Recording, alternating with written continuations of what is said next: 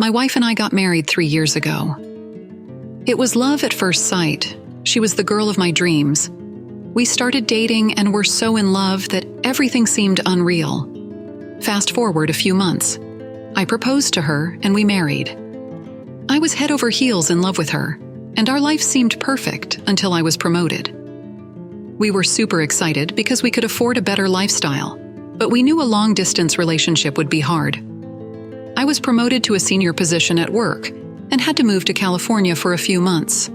I asked my wife to come along, but she insisted on staying in New York as she had worked here. I understood her career was as important as mine, so I didn't force her. My wife was fond of flowers, and I brought fresh flowers daily to put in the kitchen. When I moved to California, I had an idea to make her feel special. I decided to send her flowers every day. I contacted the florist shop I used to buy the flowers from and ordered flowers for her. I instructed him to deliver her flowers every morning. The first day when the flowers were delivered, my wife FaceTimed to me. She was overjoyed. I was relieved to see her happy. I sent her different flowers every day. In the beginning, we used to text all day, but slowly she started getting busier. I understood that she might be busy at work. Still, we FaceTime every day. I got a week off from work because it was our anniversary. Booked a flight and came to New York. I couldn't wait to see her. When I came home, I expected my wife to be happy, but she seemed to irritate it when I asked her if everything was okay. She told me that work had been challenging recently. I tried to calm her down, but she brushed me off. That night, she slept early. It was our first night after months, and I was looking forward to some intimacy. I was a bit upset, but I thought that she might need a little space as she is struggling with work. I was getting bored, so I decided to watch some television. I couldn't find the remote, so I checked her drawer. I was shocked to see that there were condoms in her drawer. My wife suddenly woke up, saw the condoms in my hand, and her face turned pale. She said that she planned a surprise for me.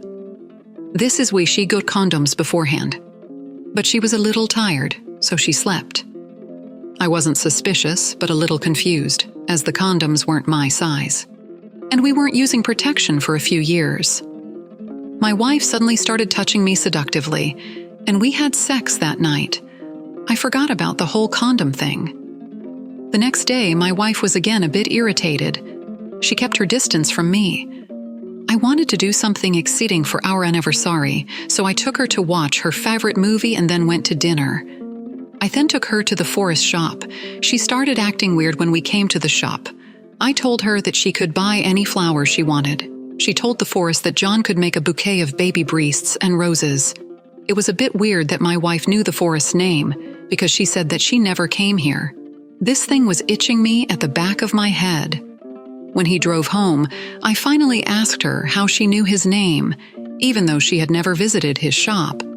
My wife was hesitant before speaking, which made me a little suspicious. She said that one day John came to deliver the flowers. This is how she knows his name. I believed her because there was nothing suspicious about this. The next morning when I woke up, my wife had already left for work. I decided to do the home chores today as she worked hard. I did all the dishes, made lunch for us, and then went to do laundry. There was a lot of laundry piled up. My wife has never been the person who liked doing home chores. I started picking up everything and tossed it in the washing machine when suddenly an underwear fell on my feet. I wondered what my underwear was doing in the laundry as I picked it up. But I was shocked to see it wasn't my underwear. It was an exact style. While I wore a large, it all made sense right now. The XL-sized condoms and XXL underwear. Someone else has been in my house. At first I thought I should ask my wife what was happening, but then I realized that she would lie and come up with another explanation. So I decided to catch her red-handed. My wife came back home in a good mood. I played along with her. We made love that night. The next morning, my wife went back to work. I went to a tech shop and bought a tiny camera. I placed the camera on the bookshelf because I knew she would notice it. I then connected the camera to my phone. I went back to California. When I arrived at my apartment, I checked my phone and was shocked to see that my wife was having sex with a man in our bedroom. It had hardly been 12 hours, and she was already with another man. It made me furious. I was fuming with anger.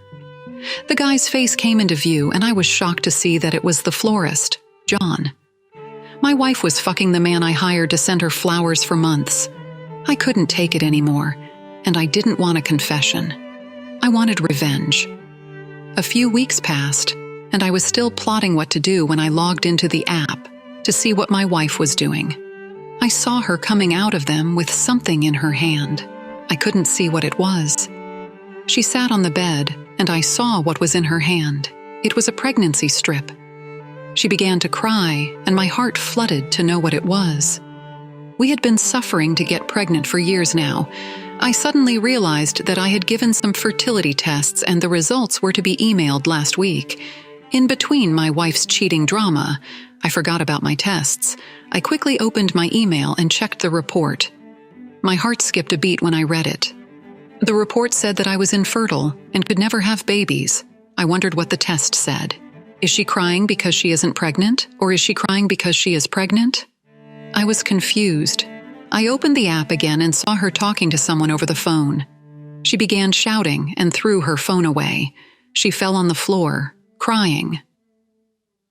A few days passed, and I kept checking what she was doing.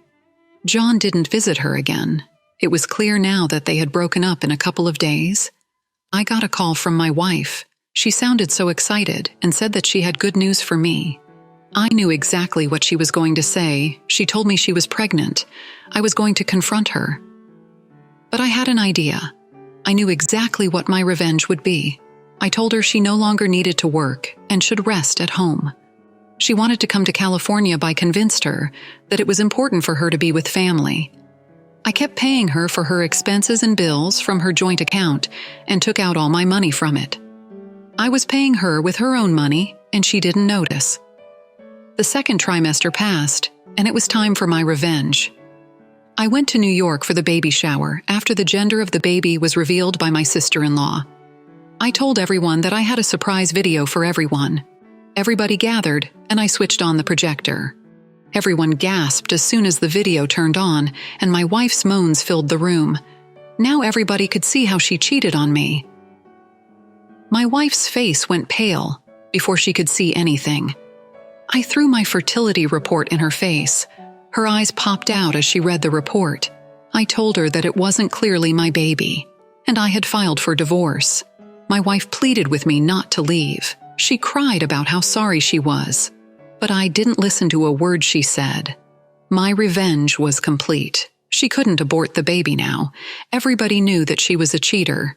She left her job, and she had no money in her joint account. The rage in me finally cooled down. After months, I have taught my cheating wife a lesson that she will never forget. I finally moved back to New York. One day, my sister-in-law Lizzie came to my place. I thought that she had come to convince me to forgive her sister, but I was shocked by what she told me. My sister-in-law said to me that my wife had been cheating on me before we married. She confessed that she saw my wife flirting with one of my groomsmen during the wedding.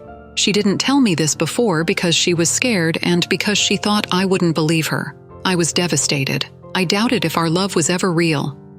Lizzie told me that my wife worked 2 jobs to make ends meet. But because she was pregnant, she couldn't go to work regularly and was fired. She had no money on her and was broke. My ex-wife is now living in a crappy apartment, doing 2 jobs a day to take care of the baby at the end of the day. I'm glad she's no longer my problem and have since moved on, even though it is hard. Thank you all for taking the time to listen to today's story. If you enjoy listening, please feel free to like and subscribe if you haven't already. Also, comment below with your thoughts on what happened. If there is a story you would like to share with me about your situation or someone else's, then please do not hesitate to contact me. Take care. Annie.